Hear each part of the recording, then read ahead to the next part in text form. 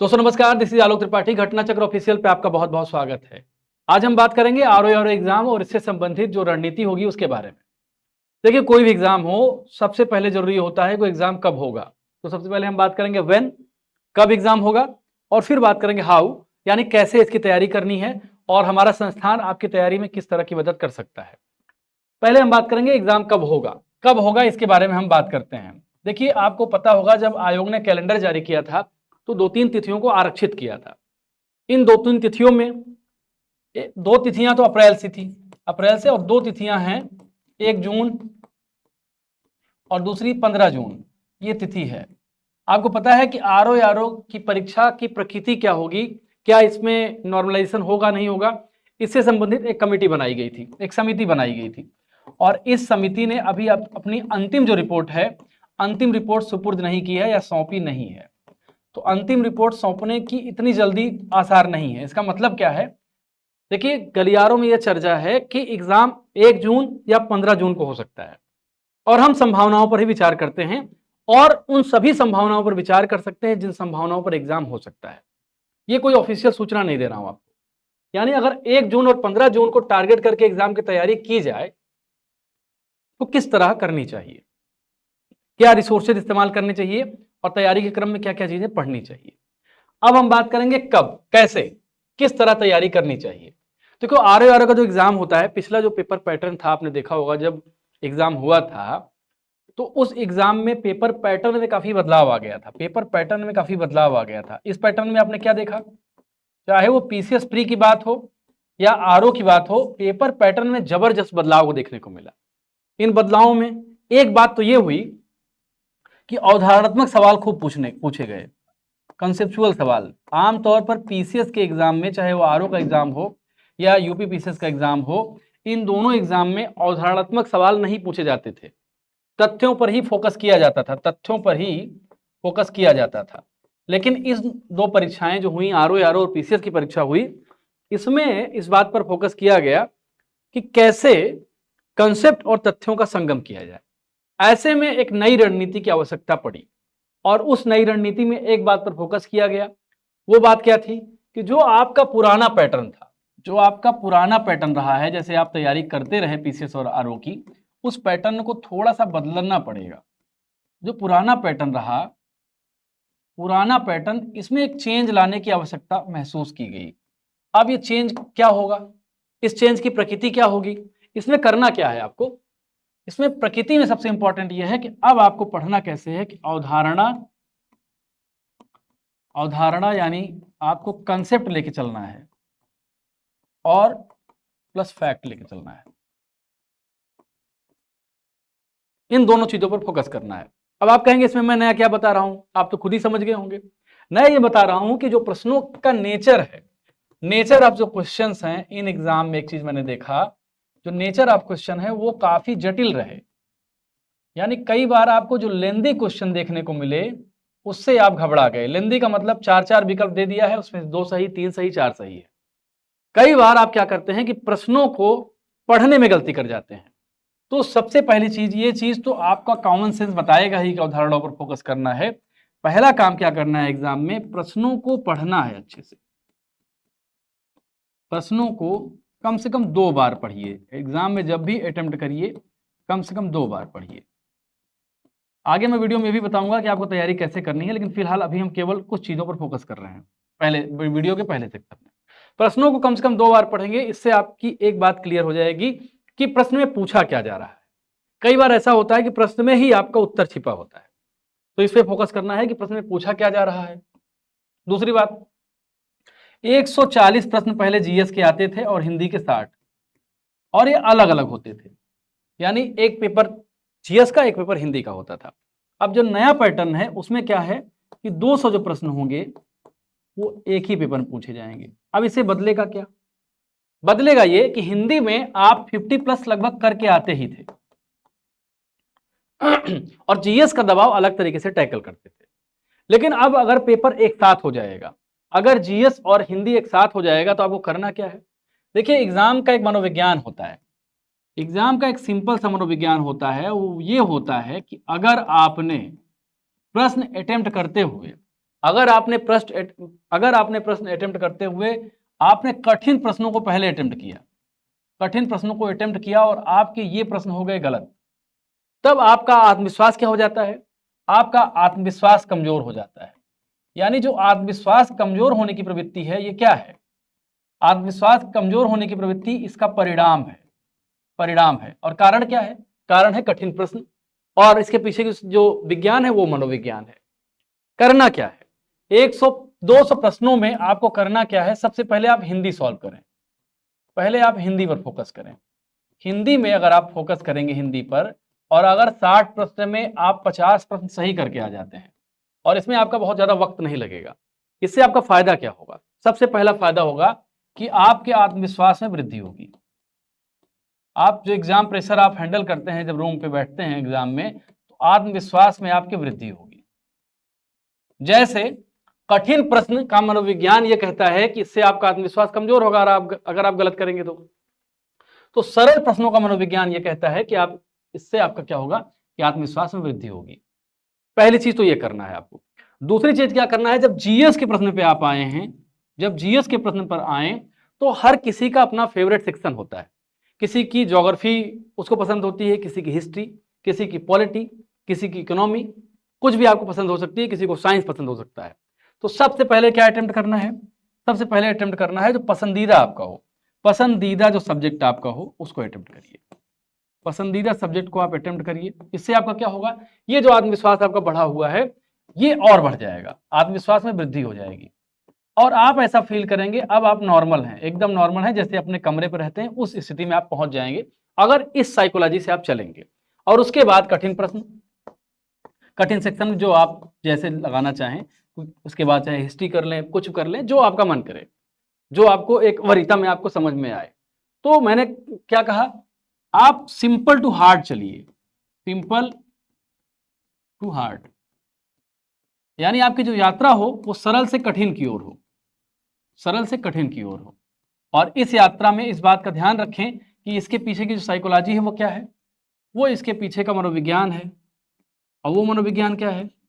वो मनोविज्ञान है आपके आत्मविश्वास से जुड़ा हुआ, आपके आत्मविश्वास से जुड़ा हुआ, आपके आत्मविश्वास से जुड़ा हुआ। अगर आपका आत्मविश्वास सकारात्मक होगा तो आप एग्जाम में अच्छा परफॉर्म कर पाएंगे।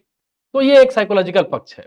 अब आपको करना क्या है? अगर एग्जाम से संबंधित हम आपको बताएं कि घटना चक्र आपके लिए क्या कर रहा है, तो मैं उसके बारे में थोड़ी डिस्कस करूंगा। देखिए, आपका एग्जाम में बहुत लंबा वक्त नहीं है। अगर मैं एज्यूम करता हूं कि आपका एग्जाम 1 जून को होगा, 1 जून, तो आपके पास कितने महीने बचते हैं? मार्च, अप्रैल, मई, यानी आपके पास 90 दिन बचते हैं। एग्जाम अगर इस दिन होता है तो 90 डेज आपके पास बचते हैं, ओनली 90 डेज। इस 90 डेज में आपको क्या लगता है कि आप बुक्स पढ़ पाएंगे? अगर आपको ये लगता है कि आप बुक पढ़ पाएंगे तो फिर आप बहुत गलतफहमी में हैं। आप बुक उस तरह नहीं पढ़ सकते, टेक्स्ट बुक, क्योंकि because you don't have the much time, you don't have the much time to understand the text given in any text book. क्या करना है? इसका मतलब क्या है? आपने जो भी अभी तक पढ़ा है, आपको करना क्या है कि उसको प्रैक्टिस करना है। प्रैक्टिस करने में कैसे आपको काम आएगा? प्रैक्टिस करने में कैसे काम आएगा ये मैं आपको बताता हूं।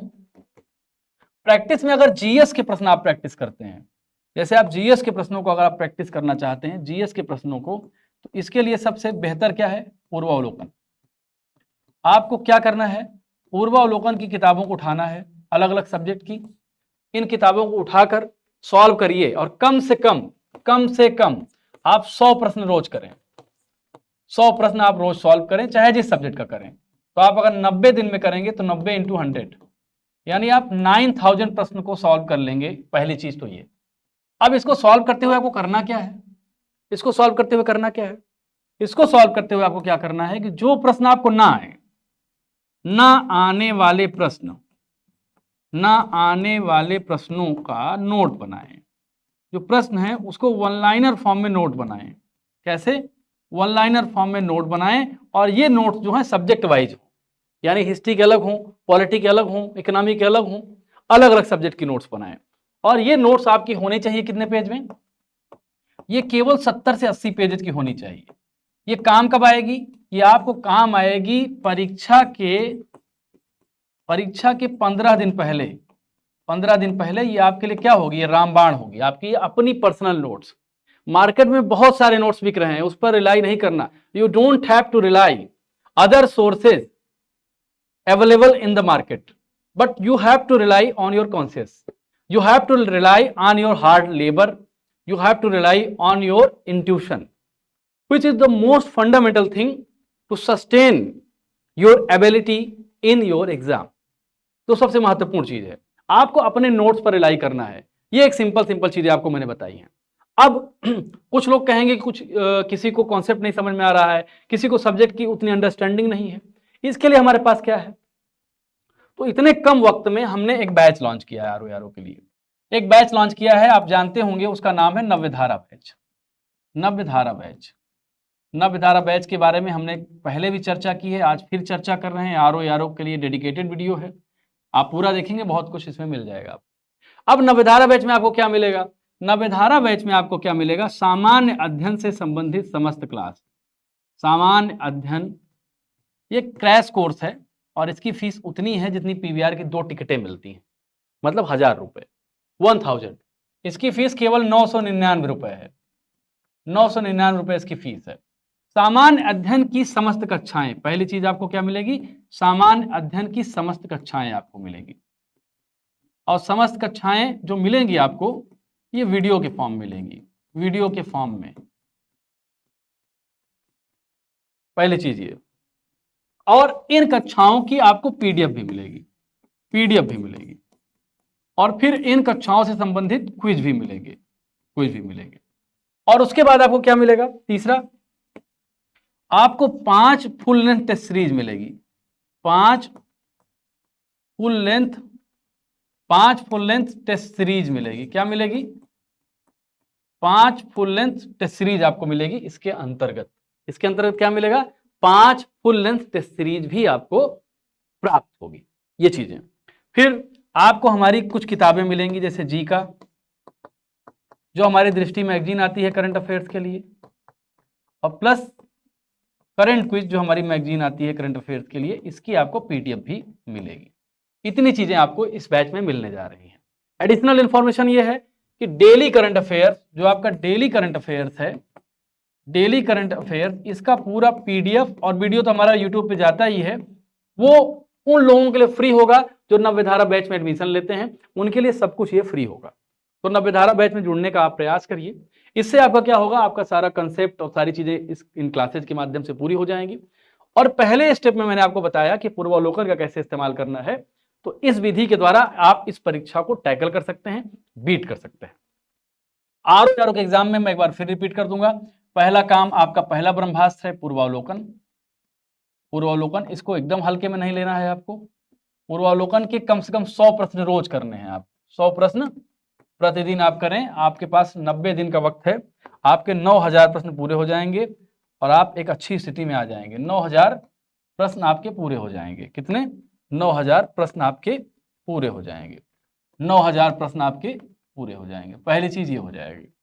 और दूसरी चीज क्या करेंगे आप, दूसरी चीज हमारे नव्यधारा बैच से जुड़िएगा, तो आपके जो कंसेप्ट होंगे वो सारी चीजें इसमें जो है आपको पूरे हो जाएंगे नव्यधारा बैच में। इसमें आप कंसेप्ट पूरे होंगे और प्रश्न वहां से सॉल्व करिएगा। और 999 में आपको मिल रहा है, केवल 999 में। ये जो है आपके लिए एक बेनिफिशियल कोर्स है। और अगर आप जून में जाएंगे, तो जून में जाने की जो पूरी स्ट्रेटजी मैंने बताई, एग्जाम में जब आप बैठेंगे तो उसकी स्ट्रेटजी जो बताई मैंने, एग्जाम हॉल की स्ट्रेटजी जो मैंने आपको बताई, उसको आप फोकस करेंगे ही करेंगे। तो आपको करना क्या है, अपना नव्यधारा बैच में एडमिशन लेने के लिए क्या करना है, उसका क्या तरीका है, उसका सिंपल तरीका है, आप घटना चक्र ऐप को डाउनलोड करिए। पहला काम करिए, घटना चक्र ऐप, घटना चक्र ऑफिशियल आप लिखिए प्ले स्टोर पर।